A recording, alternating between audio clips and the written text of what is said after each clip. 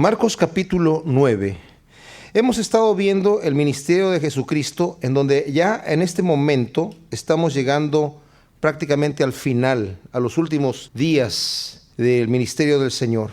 Acaba el Señor de preguntar a sus discípulos: ¿quién dicen los hombres que soy? Y empezaron a decir, bueno, algunos creen que eres un profeta, no saben cuál, tal vez Jeremías. Otros creen que eres Juan el Bautista. Y cuando pregunta, ¿y ustedes quién dicen que yo soy? Pedro le dice, tú eres el Cristo, el Hijo del Dios viviente. Desde ese momento dice la palabra que el Señor empezó a decirles, ya que el Señor reconoce delante de sus discípulos, ciertamente, tienes razón Pedro, sí soy el Cristo. Les dice lo que tiene que pasar con él. La gente estaba esperando a un Jesucristo victorioso. Ellos no pensaban en que había dos venidas del Mesías. Ellos pensaban que el Mesías venía una sola vez. Y venía pues a derrocar a quien estuviese oprimiendo a su pueblo Israel, que en este caso era el Imperio Romano. Si él era el Mesías, entonces iba a derrocar al Imperio Romano. Y eso es lo que los apóstoles pensaban. Porque no tenían el discernimiento de entender que había dos venidas del Señor, que también tenía que venir como un Mesías sufriente. ¿Saben? La Escritura lo profetiza así también. El capítulo 53 de Isaías habla de que el Mesías va a ser despreciado y desechado por los hombres, que va a ser torturado y que va a ser muerto, que va a quedar a tal grado cuando lo escarnezcan y cuando lo golpeen y lo azoten, que ni siquiera va a ser reconocible como un ser humano, va a ser como una masa de carne. Pero también profetiza de un Mesías victorioso que va a libertar a su pueblo y que le va a dar a su pueblo seguridad eterna. Entonces, ¿cómo se conjugan estas dos cosas? Bueno, con dos venidas del Mesías. Primero viene a sufrir y a dar su vida por nosotros, porque si Jesucristo no muere, nosotros no tenemos perdón de nuestros pecados. Eso no lo entendían sus discípulos. Cada que el Señor hablaba de esto, ellos no entendían. Y vimos cómo Pedro quiso decirle, Señor, en ninguna manera. ¿Cómo? ¿Cómo que vas a sufrir? Porque él les empezó a decir, ahora voy a subir a Jerusalén y me van a torturar, me van a despreciar y me van a matar, me van a crucificar, pero voy a resucitar al tercer día. Y Pedro le empezó a decir, no, tú no puedes hacer eso. Porque Pedro no entendía qué cosa tan tremenda. ¿Se dan cuenta? Nuestro Salvador, el creador del universo, no tenía que hacerlo, pero quiso pagar por nuestros pecados. Tanto nos amó que dio su vida por nosotros. Antes de la creación del mundo, dice la Biblia que el Señor sabía que íbamos a rebelarnos contra Él y pagó por nuestros pecados. Qué impresionante, ¿no? El Señor no murió por los ángeles o por los arcángeles. Los que se rebelaron se van a ir al lago de fuego. Pero murió por nosotros, porque nos ama tanto el Señor, que aún antes de crear al hombre, murió por él. O sea, ya estaba predestinado que eso iba a suceder, ya lo había planeado así. Entonces, cuando está hablando con ellos, termina su plática diciéndoles en el versículo 1 del capítulo 9, también les dijo, de cierto os digo que hay algunos de los que están aquí que no gustarán la muerte hasta que hayan visto el reino de Dios venido con poder. ¿A qué se refiere aquí? Obviamente, algunos de ellos murieron antes de que Jesucristo regrese nuevamente, si es que se estuviese refiriendo a la segunda venida de Cristo. Murieron. Sería totalmente incongruente de parte de los apóstoles continuar con esta escritura, si es que esa es la interpretación correcta. Porque si Jesucristo no vino y se murieron, imagínense ustedes cómo continúan divulgando esto. Habría una contradicción. Pero no se refiere a la segunda venida de Cristo. Cristo viene con poder en dos maneras. Vamos a ver aquí cómo el Señor se va a transfigurar y va a aparecer en su gloria delante de Moisés y delante de Elías. Y algunos interpretan el reino de Dios con poder allí, y otros también la pueden interpretar en la resurrección de Jesucristo. Porque cuando Jesucristo resucita, se manifiesta el reino de Dios. Es cuando ya viene, entonces, cuando Él asciende, llega el Espíritu Santo y viene entonces directamente Dios a gobernar los corazones de las personas que son suyos. Y dice aquí que 6 días después, solamente 6 días después, Jesús tomó a Pedro, a Jacobo y a Juan y los llevó aparte, solos a un monte alto, y se transfiguró delante de ellos. Sus vestidos se volvieron resplandecientes, muy blancos como la nieve, tanto que ningún lavador en la tierra los puede hacer tan blancos. Y les apareció Elías con Moisés, que hablaban con Jesús. Entonces Pedro dijo a Jesús: Maestro, bueno es para nosotros que estemos aquí y hagamos 3 enramadas, una para ti, otra para Moisés y otra para Elías, porque no sabía lo que hablaba, pues estaban espantados. Entonces vino una nube que les hizo sombra, y desde la nube una voz que decía: Este es mi Hijo amado, a él oíd. Y luego cuando miraron, no vieron más a nadie consigo, sino a Jesús solo. Y descendiendo ellos del monte, les mandó que a nadie dijesen lo que habían visto, sino cuando el Hijo del Hombre hubiese resucitado de los muertos. Y guardaron la palabra entre sí, discutiendo qué sería aquello de resucitar de los muertos.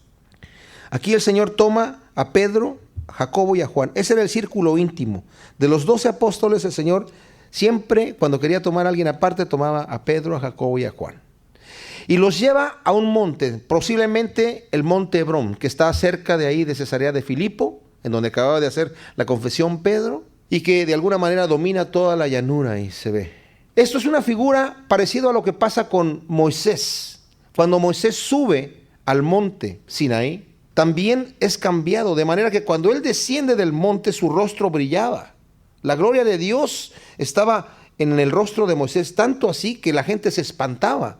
Y le decían a Moisés: cúbrete el rostro para que no nos dé miedo. Entonces se cubría el rostro con un velo, hasta que eventualmente la gloria se fue desvaneciendo. Qué tremenda cosa. ¿Cómo será estar en contacto directo con el Creador, verdad? De esa manera, ¿verdad? De esta manera, físicamente.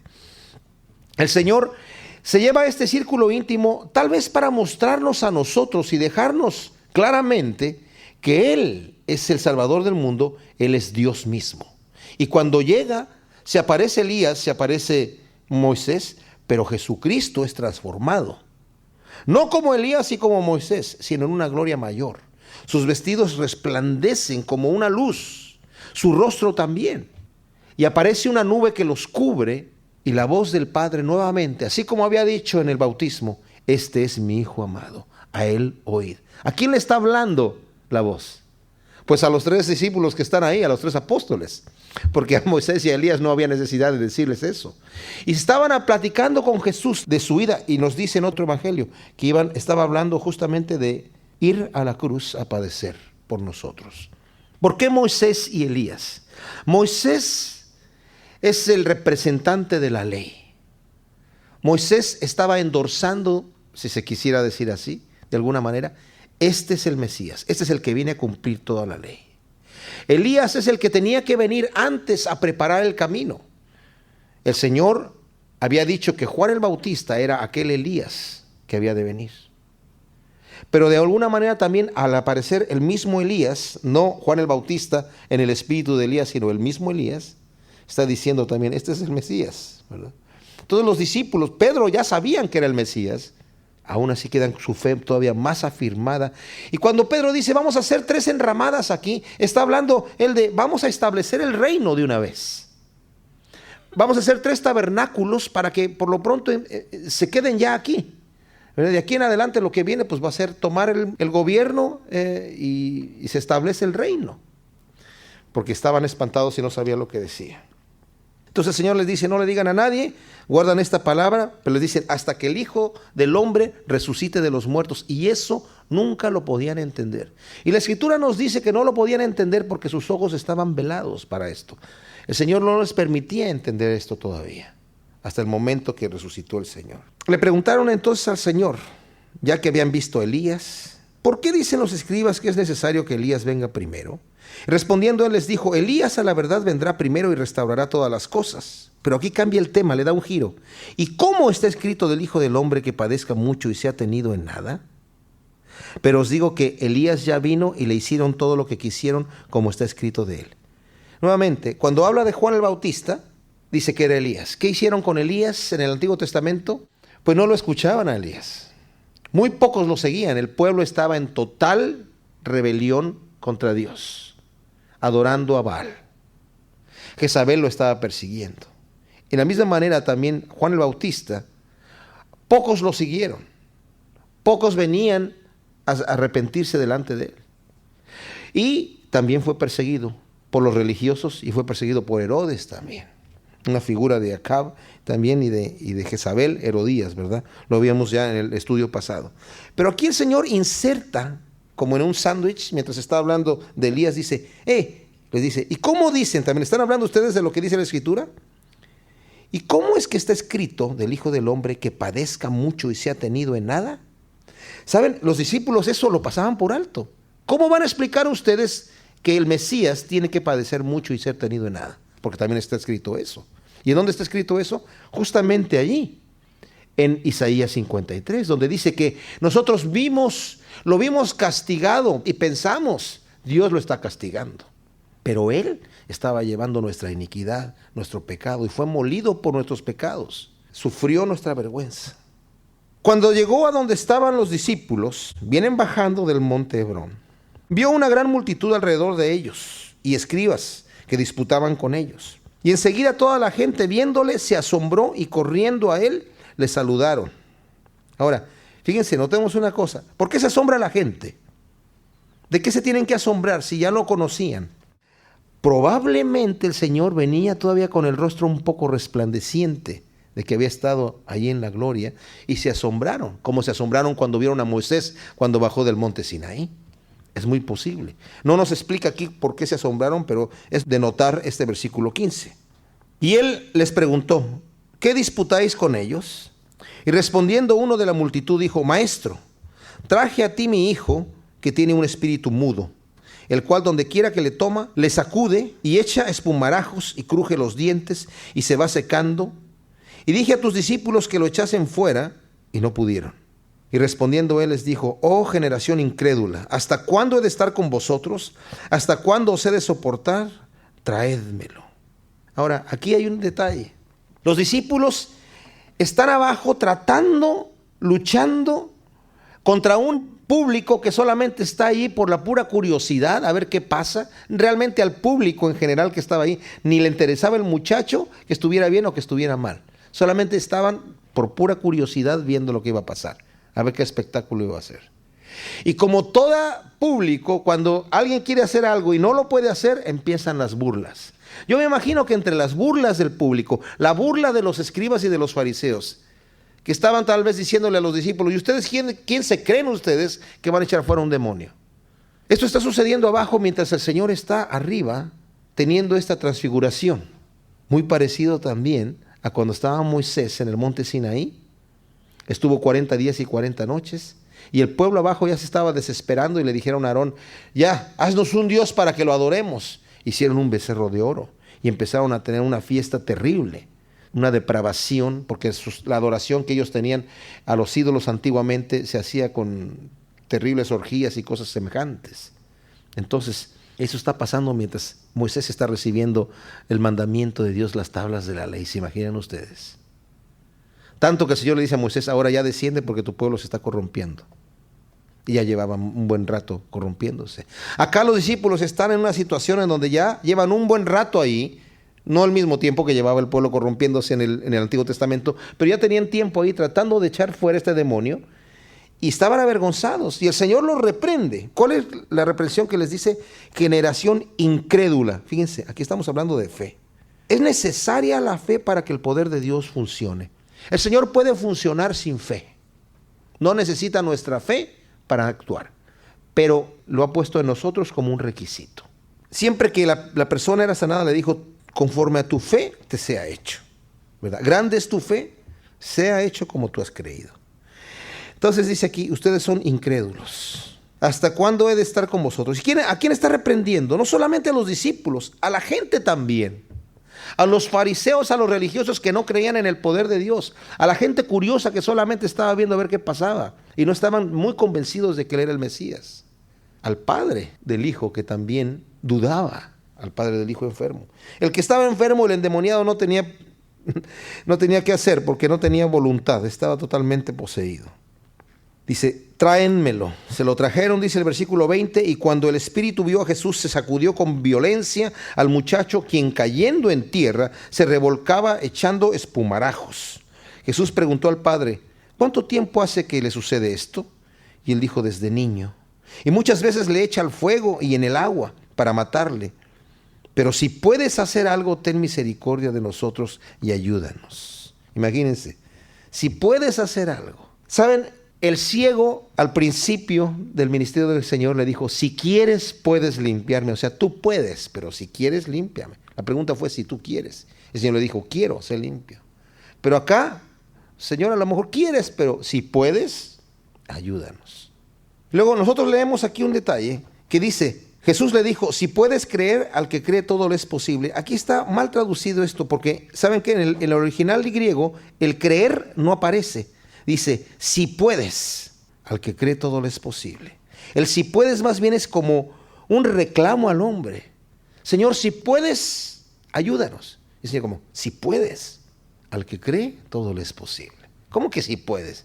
Pues claro que puedo, pero al que cree todo le es posible.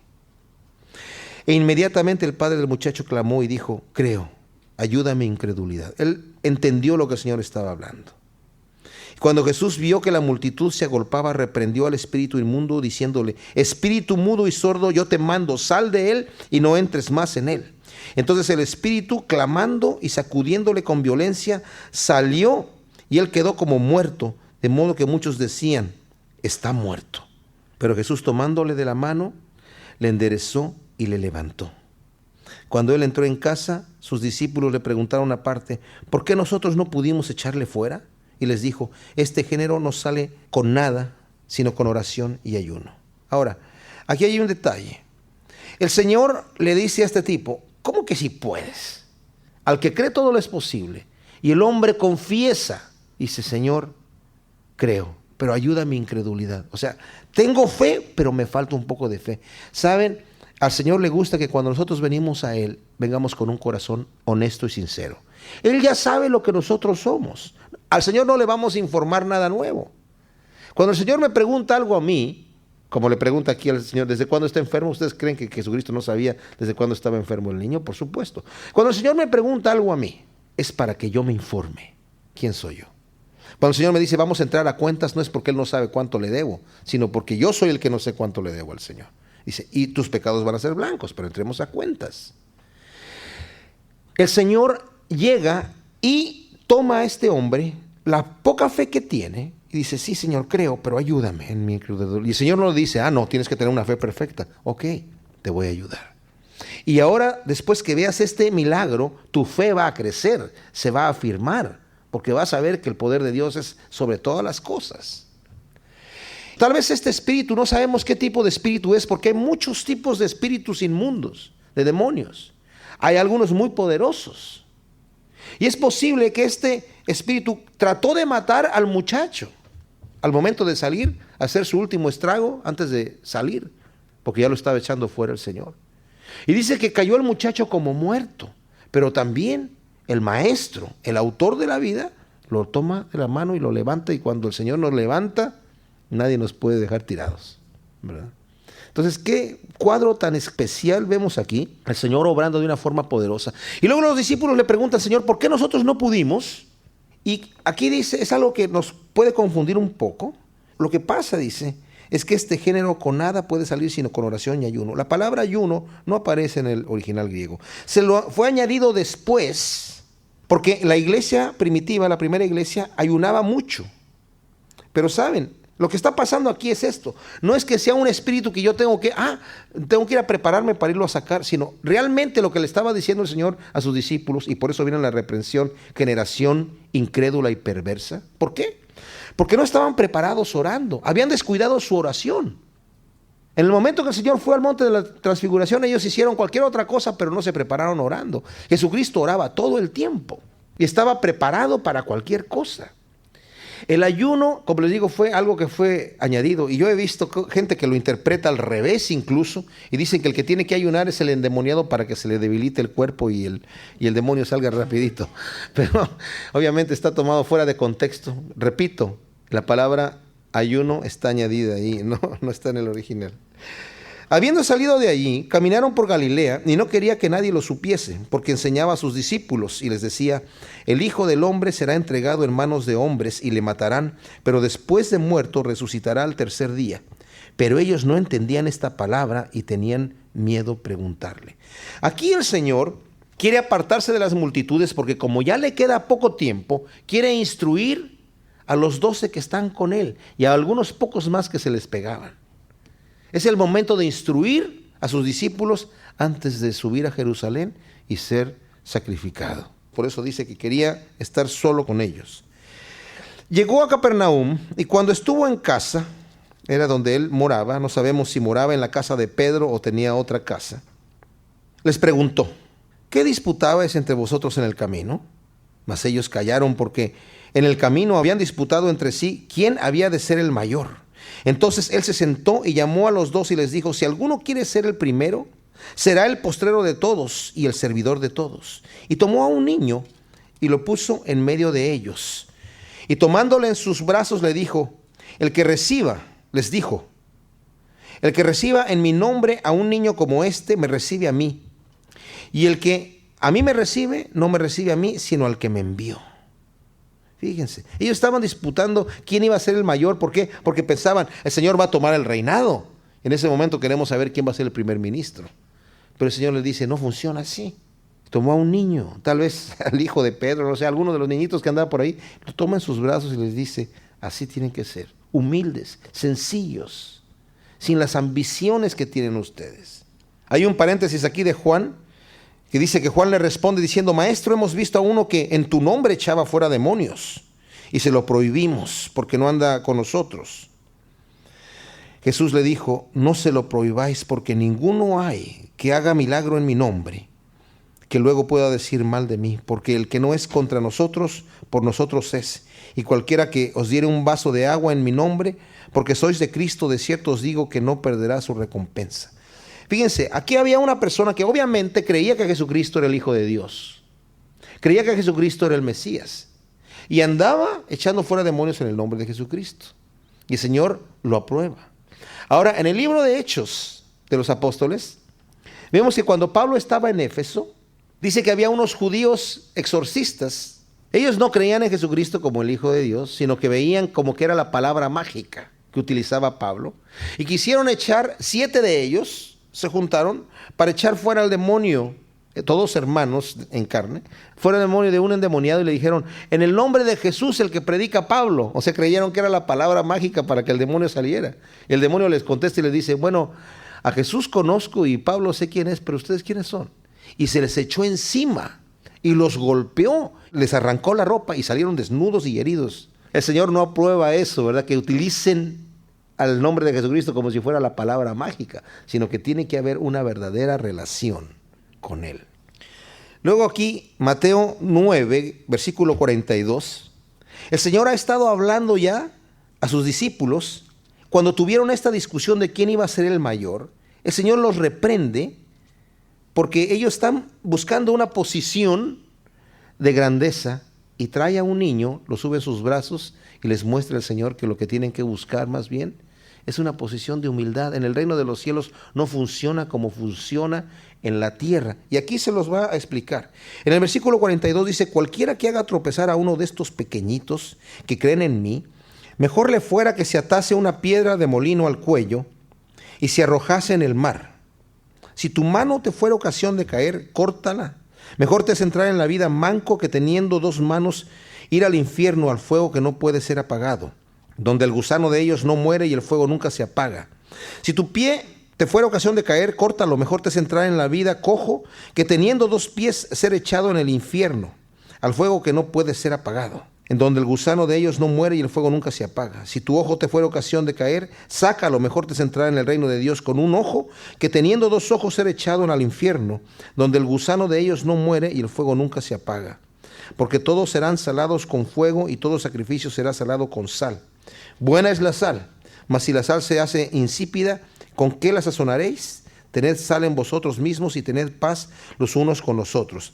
Primero el Señor en el versículo 42, teniendo a este niño que había tomado, con el cual les había dado el ejemplo de cómo debían ser, dice, cualquiera que haga tropezar a uno de estos pequeños. ¿Cómo podemos hacer tropezar a uno de estos pequeños? Y no solamente se refiere a los pequeños de brazos, sino también a los pequeños en la fe, a los que acaban de conocer al Señor. ¿Cómo podemos hacer tropezar? con malas enseñanzas, con un mal testimonio. Porque nuestra carne desea y no quiere dejar. Pablo nos dice en el capítulo 14 de Romanos que nosotros debemos de vivir conforme al amor. Si yo practico algo que para mí está bien, pero a mi hermano le hace tropezar, por amor a él, debo de dejar de hacerlo. Porque ando conforme al amor. No quiero dañar la conciencia de mi hermano si yo estoy practicando algo que a lo mejor me es lícito, pero a él lo hace tropezar. Y dice el Señor, si vas a hacer tropezar a alguien, es mejor que te tires al agua y te pongas una piedra para que te hundas rapidito. Y luego nos dice que si nuestra mano nos fuera ocasión de caer, o si nuestro ojo, o si nuestro pie, que es mejor que lo cortemos y vayamos sin estos miembros al reino de Dios, que con todo nuestro cuerpo ser echado al infierno. El Señor no nos pide que nos mutilemos de ninguna manera, pero el Señor lo que está diciendo es, todo pretexto que yo ponga para decir es que el trabajo donde yo estoy, la tentación es muy fuerte, pues deja tu trabajo.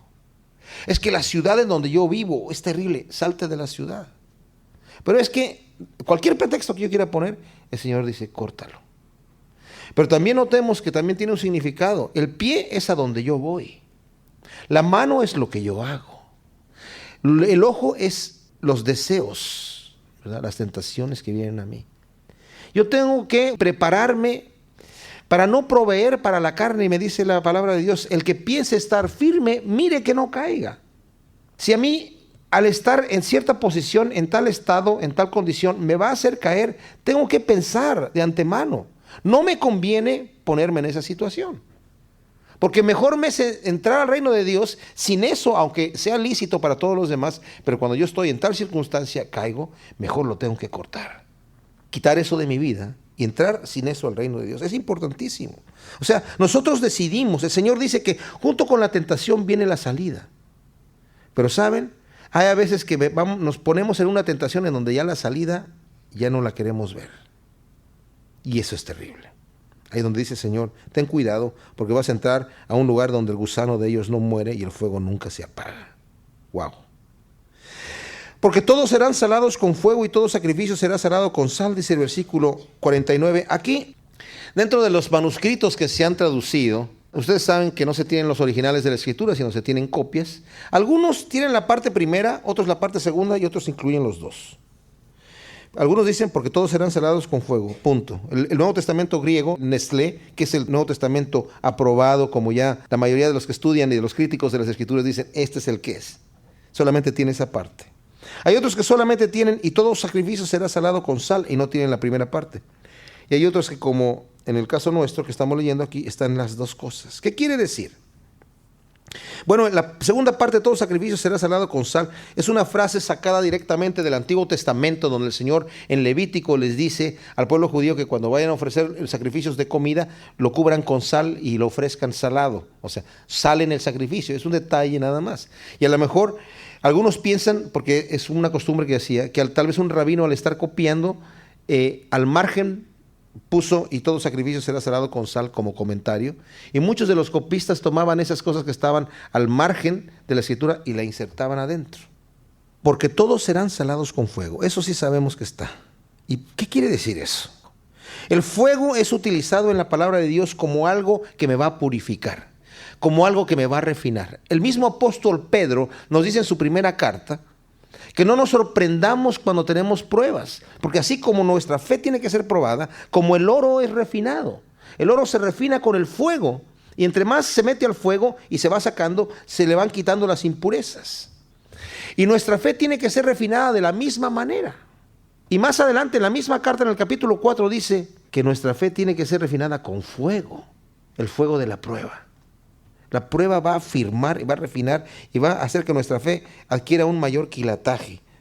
Buena es la sal, mas si la sal se hace insípida, ¿con qué la sazonaréis? Y aquí el Señor está hablando de que la sal, vimos que tiene un poder antiséptico. Evita la corrupción, previene la descomposición. Nosotros tenemos que tener sal. Y aquí les dice, tened sal en vosotros mismos y tened paz los unos con los otros. Estaban peleando por quién iba a ser el mayor.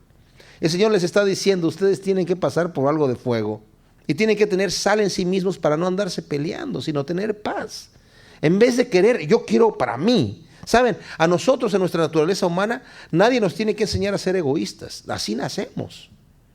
Pero el Señor nos mostró a nosotros algo diferente. Tenemos que tener sal en nosotros para tener paz unos con otros, para poder dar de nosotros mismos a los demás. Levantándose de ahí, dice el versículo 1 del capítulo 10, vino a la región de Judea, al otro lado del Jordán, y volvió el pueblo a juntarse a él, y de nuevo les enseñaba como solía. Y se acercaron los fariseos y le preguntaron para tentarle si era lícito al marido repudiar a su mujer. Él respondiendo les dijo: ¿qué os mandó Moisés? Ellos dijeron: Moisés permitió dar carta de divorcio y repudiarla. Y respondiendo Jesús les dijo: por la dureza de vuestro corazón os escribió este mandamiento, pero al principio de la creación, varón y hembra los hizo Dios. Por esto dejará el hombre a su padre y a su madre y se unirá a su mujer, y los dos serán una sola carne. Así que no son ya más dos, sino uno. Por tanto, lo que Dios juntó, no lo separe el hombre. Dice que vienen los fariseos a preguntarle para tentarle. No le estaban preguntando porque tenían una duda, era para tentarle. ¿Cuál era la tentación? Querían tomarlo en algo que él contradijera la ley de alguna manera para acusarlo. Saben, ya el Señor los había avergonzado muchas veces. El Señor siempre tomaba estas oportunidades en donde Él lo utilizaban para tentarlo, para avergonzarlos a ellos, pero también para enseñar a la multitud los principios de Dios. Le preguntan sobre el divorcio. ¿Es lícito al hombre repudiar a su mujer por cualquier causa? ¿Por qué le vienen con una pregunta así? Porque ellos sabían que no era correcto y sabían que el Señor iba a decir algo. Ahora, había dos escuelas. Estaba la escuela de Shammai y la escuela de Jalel. La escuela de Shammai era un rabino. Decía que el hombre solamente podía repudiar a su mujer si encontraba alguna impureza sexual en ella, algún pecado sexual. Y Jalel decía que el hombre podía repudiar a su mujer prácticamente si le aburría por cualquier causa. ¿Esto de dónde viene? Viene del capítulo 24 de Deuteronomio, donde el Señor dice: si el hombre repudiase a su mujer por haber encontrado en ella alguna cosa indecente, le dará carta de divorcio y ella, salida, puede casarse con otro, saliendo, con esa carta de divorcio. Y si su postrer marido muriera o la despreciare, también la echare, la aborreciere, no puede el primer marido casarse con ella porque la envileció. En realidad, lo que dice esos 4 versículos del capítulo 24 son una protección a la mujer. El hombre podía decir a su mujer: te me vas de aquí, y la mujer estaba fuera. Pero la mujer, para no quedar envilecida, le tenía que dar una carta de divorcio, y con esa carta de divorcio ella podía volverse a casar, siempre y cuando no haya sido por una situación donde ella lo hubieran encontrado en adulterio, porque por el adulterio la ley era la pena capital. Entonces, aquí el Señor no se mete a discutir estas dos escuelas de interpretación, porque uno decía: bueno, ¿y qué cosa es una cosa indecente? Bueno, que el marido descubra que a lo mejor ella no llegó virgen al matrimonio, o qué sé yo, algo que tenga que ver con la relación sexual. Y el otro dijo: no, cualquier cosa que la mujer haga, tal vez si le echó mucha sal a la sopa, le puede decir: es una indecente, y te divorcio, y te divorcio, y te divorcio, y la mujer estaba fuera. O porque habla muy fuerte. Incluso algunos llegaban a interpretar: si el hombre encuentra a otra mujer que le guste más que su esposa actual, puede llegar a decirle a la suya: eres indecente, te divorcio, te divorcio, te divorcio, y la mujer estaba fuera. Entonces a él le llegaron con esta interpretación. El Señor no se pone a discutir las dos escuelas, no se pone a discutir, porque esa es la trampa donde ellos querían que estuviera, que el Señor se polarizara para cualquier lado. ¿Cuál creen ustedes que era la popular, la interpretación popular que todo el mundo quería, todos los hombres querían? Pues la segunda, ¿verdad? La que por cualquier causa la pudieran echar. La mujer no tenía ningún voto en el asunto. El Señor les dice: no. ¿Qué mandó Moisés? Pues mandó que le diéramos una carta de divorcio y la repudiásemos. Les dijo el Señor: eso fue por la dureza del corazón que ustedes tienen. Por la dureza de vuestro corazón, Moisés permitió esto. El Señor le permitió a Moisés por la causa de ustedes, de su carnalidad. Pero en el principio no fue así. En el principio de la creación el Señor dice que hizo al hombre varón y hembra. Y dijo: dejará el hombre a su padre y a su madre y se unirá a su mujer y serán una sola carne. Ahora, En el Evangelio de Mateo el Señor expande un poquito más, en donde nos dice que por causa de adulterio sí puede el hombre abandonar a su mujer o la mujer al hombre, ¿verdad? Hay otros casos en donde yo no me atrevo tanto a aconsejar aquí, pero tengo que mencionar esto porque hay casos que son bastante especiales, en donde el matrimonio es imposible llevarlo adelante, donde hay un abuso tal vez físico, verbal, y hay una incompatibilidad, en donde tal vez uno de los dos tiene el corazón endurecido ciertamente y no quiere someterse a la ley de Dios, y se hace la situación imposible. ¿Qué se hace ahí? Yo creo que lo que se hace ahí es, habría que analizar cada caso en especial, ¿verdad? Pero hay que pedirle sabiduría a Dios completamente en este asunto, porque es un tema delicado. Le presentaron niños para que los tocase y los discípulos reprendían a los que los presentaban. Viendo Jesús esto, se indignó y les dijo: dejad a los niños venir a mí y no se lo impidáis, porque de los tales es el reino de Dios. De cierto os digo que el que no reciba el reino de Dios como un niño, no entrará en él. Y tomándolos en los brazos, poniendo las manos sobre ellos, los bendecía. ¡Qué tremendo!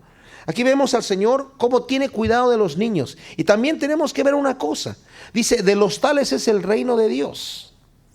Esa historia de que los niños nacen con pecado, la Biblia no lo dice en ninguna parte. De que los niños nacen con el pecado original y que con el bautismo se le borra el pecado original.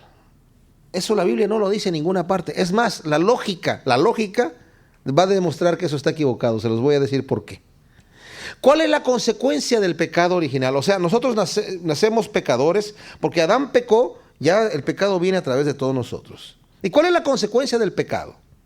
Que el hombre va a ganarse la comida con el sudor de su frente, ¿verdad? La mujer va a parir con dolor.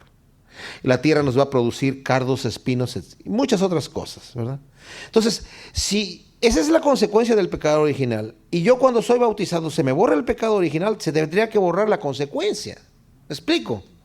O sea, el pecado original no es que yo sea culpable y que lleve un pecado porque soy culpable, sino que nazco en una naturaleza pecaminosa como un pecador y voy a ir a pecar porque esa es mi naturaleza, pero no se me borra con el bautismo.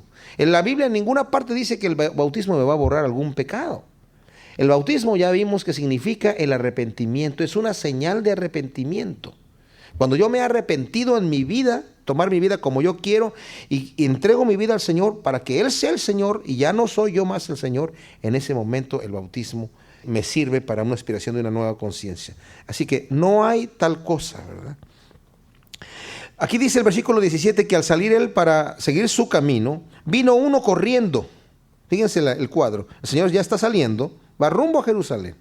Y viene uno corriendo e hincando la rodilla delante de él le preguntó: Maestro bueno, ¿qué haré para heredar la vida eterna? Jesús le dijo: ¿por qué me llamas bueno? Ninguno hay bueno sino solo uno, Dios.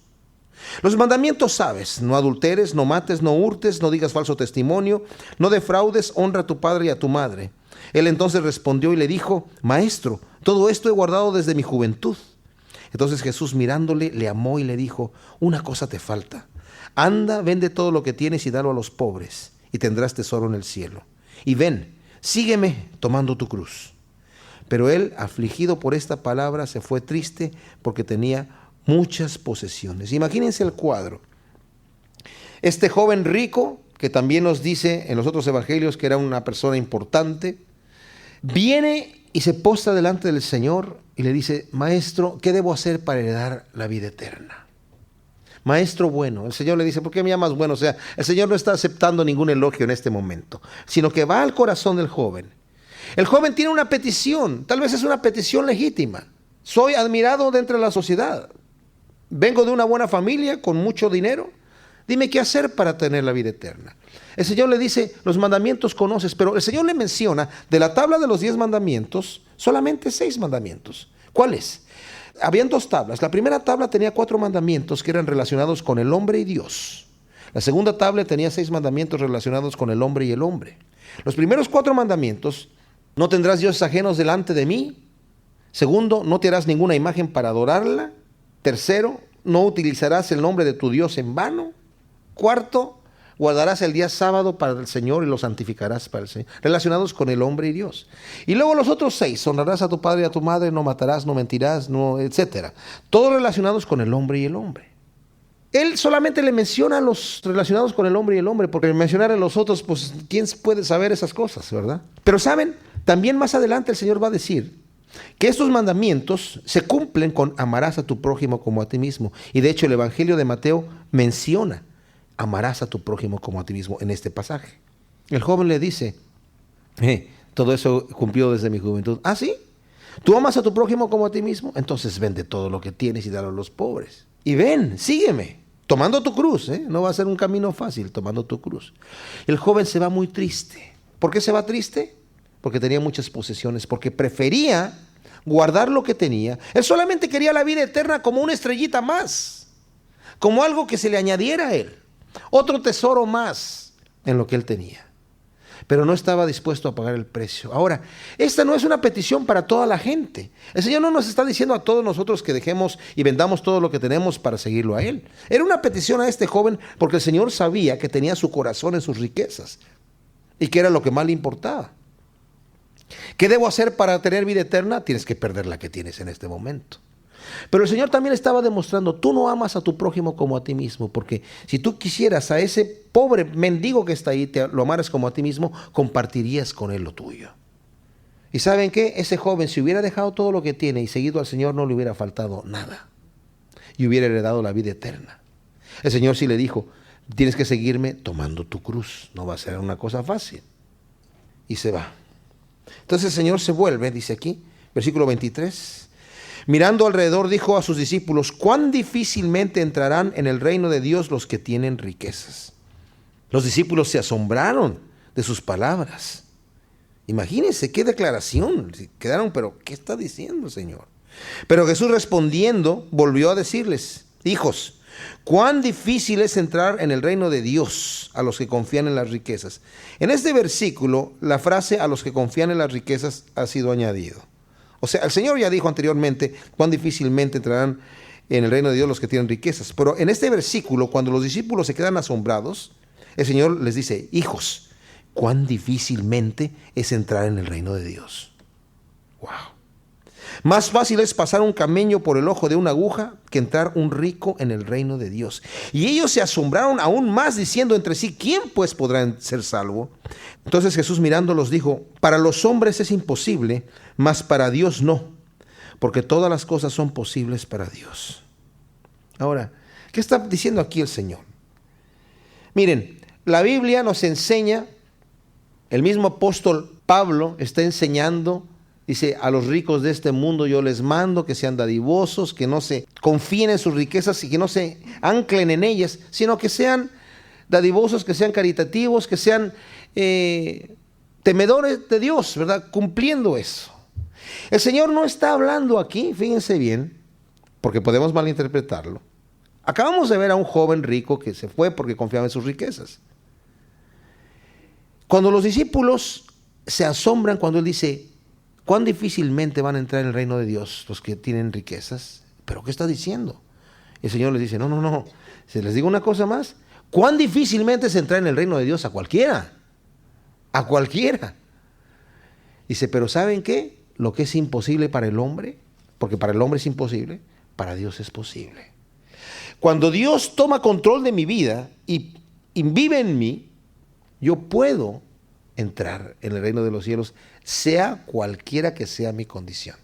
Además, sabemos una cosa, lo que el Señor nos da es para que nosotros lo administremos.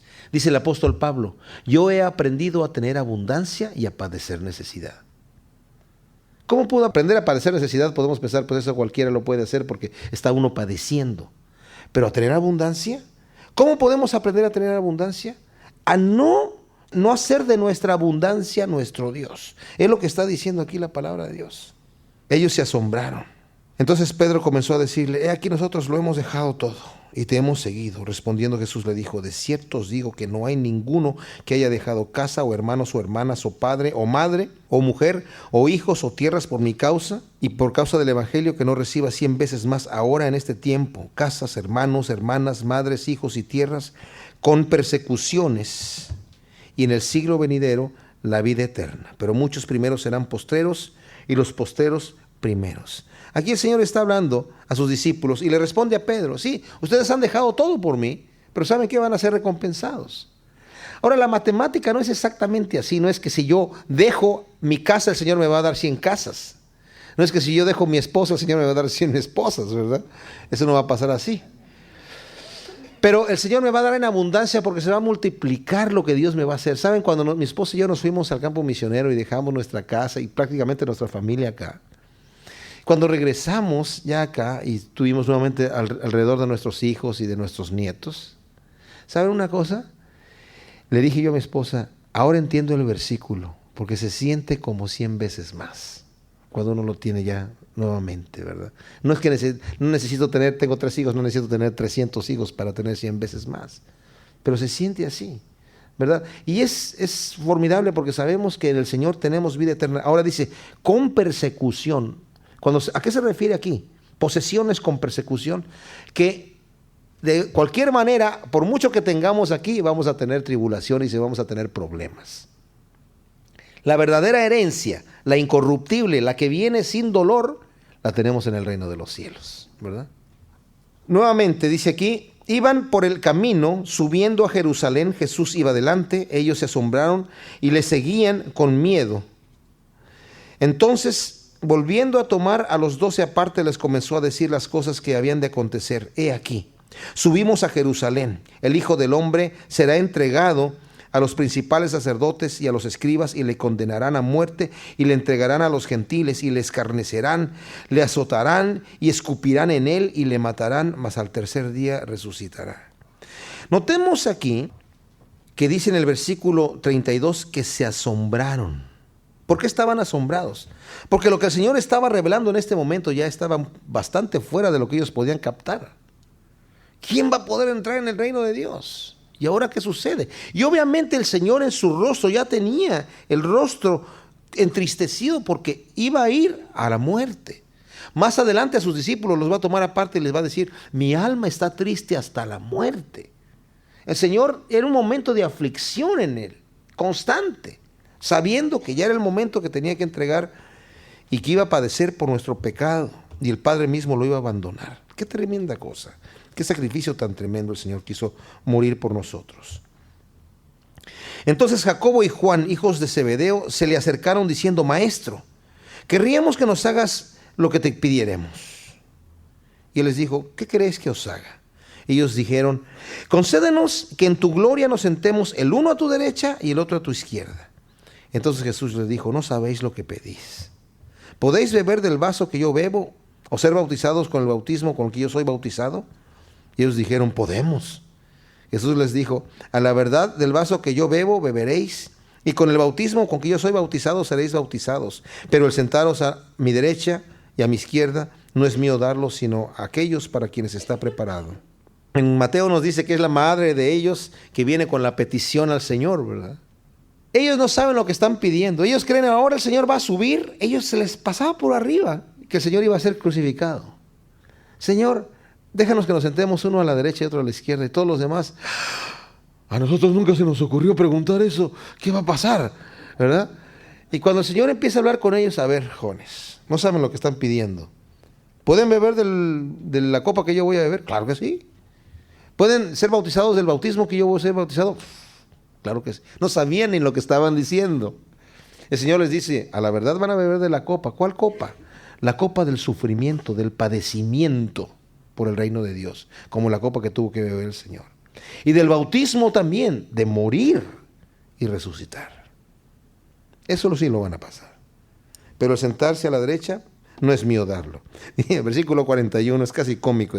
Cuando lo oyeron los 10, comenzaron a enojarse contra Jacobo y contra Juan. Estos abusivos nos sorprendieron. Qué tremendos tipos. Mas Jesús, llamándolos, les dijo: ¿sabéis que los que son tenidos por gobernantes de las naciones se enseñorean de ellas, y sus grandes ejercen sobre ellas potestad? Pero no será así entre vosotros, sino que el que quiera hacerse grande entre vosotros será vuestro servidor. Y el que de vosotros quiera ser el primero será siervo de todos. Porque el Hijo del Hombre no vino para ser servido, sino para servir y para dar su vida en rescate por muchos. Miren, Jacobo y Juan y Pedro eran del círculo íntimo del Señor. Entonces yo creo que ellos se sintieron, oye, el Señor nos está llamando a nosotros por algún motivo, ¿verdad? Señor, permítenos que, dejaron a Pedro fuera, ¿verdad? Permítenos que nos sentemos uno a tu derecha y otro a tu izquierda. Y Pedro se ha de haber quedado así como que, ¿verdad? Enojado con los otros, y los otros 10, imagínense, cuando veían que el Señor se los llevaba aparte, estos, ¿verdad? ¿Cómo se les ocurre? Dice el Señor, no. En el mundo, los gobernantes de las naciones se enseñorían de ellas, y sus grandes, los potentados, ejercen sobre ellas potestad. En realidad, el texto original dice, gobiernan con desprecio, con arrogancia, tratando mal a la gente. Dice, eso es lo que el hombre hace. Dice, pero entre ustedes no va a ser así. El que quiera hacerse grande, va a ser el servidor. El que quiera ser primero, va a ser el servidor de todos. Dice, porque yo también, el Hijo de Dios, no vino para ser servido. Tenía todo el derecho de haber venido para ser servido, pero vino a servirnos a nosotros y a dar su vida por nuestro rescate. Qué tremenda cosa. Qué Dios tan impresionante tenemos nosotros. Digno de toda la alabanza y de toda la gloria. Porque siendo hombre, se hizo hombre para comunicarse con nosotros y para llevar nuestra muerte, nuestras enfermedades, nuestras dolencias. ¡Qué tremendo! ¿Con cuánta confianza podemos acercarnos nosotros a Él? Entonces vinieron a Jericó, y al salir de Jericó, Él y sus discípulos y una gran multitud, Bartimeo, el ciego hijo de Timeo, estaba sentado junto al camino mendigando. Y oyendo que era Jesús Nazareno, comenzó a dar voces y a decir, Jesús, hijo de David, ten misericordia de mí. Y muchos le reprendían para que callase, pero él clamaba mucho más, Hijo de David, ten misericordia de mí. Entonces Jesús, deteniéndose, mandó llamarle, y llamaron al ciego diciéndole, ten confianza, levántate, te llama. Él entonces, arrojando su capa, se levantó y vino a Jesús. Respondiendo Jesús le dijo, ¿qué quieres que te haga? Y el ciego le dijo, Maestro, que recobre la vista. Y Jesús le dijo, vete, tu fe te ha salvado. Y enseguida recobró la vista y seguía a Jesús en el camino.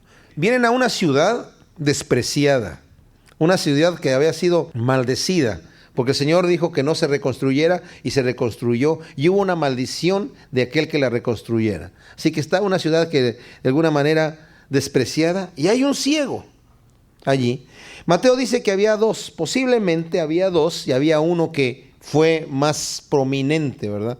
El hecho de que Marcos menciona su nombre, es muy posible que este ciego se convirtió y siguió al Señor y quedó en la iglesia, de alguna manera, de manera que fue conocido por todos. Ahora, el nombre Bartimeo literalmente significa hijo de Timeo. Aquí nos dice que es hijo de Timeo, pero la palabra Bar significa hijo de. Bar Jesús, hijo de Jesús. Bar Jonás, hijo de Jonás. Barrabás, Bar, hijo de Abba, del Padre, ¿verdad? Bartimeo, hijo, y nos dice aquí que es hijo de Timeo. Estaba sentado mendigando. Oyendo que pasa Jesús, él ya había sabido de Jesús, obviamente, sabe que es Jesús y que es Jesús Nazareno el que está pasando ahí. Empieza a gritar, Hijo de David, ten misericordia de mí. Deja de mendigar y empieza a gritar. La gente le empieza a decir, shh, cállate, deja de hacer ruido. Pero entre más le dicen, más grita este hombre. Hijo de David, ten misericordia. No sabía dónde estaba, pero oía a la multitud, sabía que andaba pasando por ahí. El Señor le grita desde lejos, imagínense en este cuadro, ¿verdad? Jesús se detiene y lo manda a llamar. A ver, tráiganlo. Y luego le dicen, ok, ten confianza, el Señor te llama. Fíjense lo que hace aquí este Señor. Él entonces, dice el versículo 50, arrojando su capa se levantó y vino a Jesús. Esto es bien interesante. La capa era la cama. En este caso, el mendigo estaba allí. Su capa era su posesión material, en donde él estaba ahí para mendigar. ¿Qué está haciendo este señor? Dice, ya no necesito eso. Ya no necesito estar postrado mendigando, porque ahora voy a ser sanado. Y se levanta y arroja su capa por fe. Es una demostración de una tremenda fe de este señor. Y viene a Jesús. Respondiendo Jesús le dice, ¿qué quieres que te haga? Qué impresionante, ¿verdad? Quiero unos zapatos nuevos. No, obviamente no. Claro. Le dice, ¿qué quieres que te haga? Y el ciego le dice, maestro, que recobre la vista. Y Jesús le dijo, vete, tu fe te ha salvado. ¿Cuál fe? ¿Cuál fe? Ahí todavía no le dice, oye, ¿tú crees? ¿Qué quieres que te haga, Señor? Que recobre la vista. Ya el Señor vio que dejó su capa, estaba listo, ¿verdad? Que recobre la vista. Ok, tu fe te ha salvado. ¿Y qué hace este ciego? Tremendo. Enseguida recobró la vista y seguía a Jesús en el camino. Qué importante para nosotros es, el Señor nos ha dado una vista espiritual para conocerle a Él como es. Pero tenemos la opción de recibir la vista y de irnos por nuestro camino, o de recibir la vista y seguir a nuestro Maestro. Oremos. Señor, te damos gracias por tu palabra. Y ciertamente hemos visto tantas cosas en este estudio, Señor, que queremos queden impregnadas en nuestro corazón, Señor. Queremos tomar la posición humilde de los niños, Señor. Queremos guardar nuestro corazón de altivez y de pleitos. Queremos ser sazonados con sal, Señor. Queremos esperar tu regreso, Señor. Queremos seguirte a ti, Padre. Ayúdenos, Señor, a hacernos tesoros en el cielo y no aquí en la tierra. A poder entregarte todo lo que tenemos y todo lo que somos, porque todo es tuyo, Señor. Nosotros somos administradores de tus cosas, Señor. Te doy gracias, Señor. Te pido que tú nos bendigas, que vayas con cada uno de nosotros y nos libres del mal. En el nombre de Cristo Jesús. Amén.